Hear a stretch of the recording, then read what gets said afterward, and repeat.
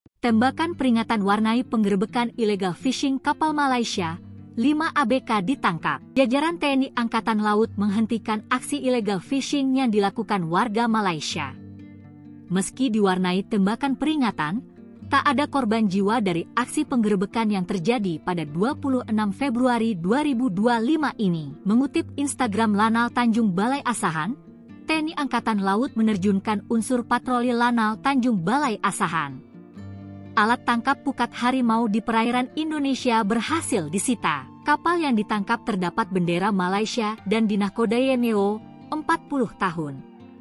Sebelum ditangkap, kapal Malaysia tersebut sempat berupaya melarikan diri ke arah Malaysia setelah mengetahui kehadiran kapal patroli. Upaya pengejaran pun dilakukan oleh Kal Pandang I-172.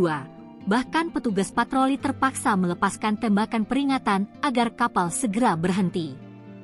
Setelah upaya pengejaran yang intens, kapal akhirnya berhasil dihentikan beserta 5 orang anak buah kapal di dalamnya. Kapal beserta awaknya kemudian dikawal menuju Posal Bagan Asahan untuk pemeriksaan awal dengan pengawalan dari Patkamla Kambet Bot Catamaran.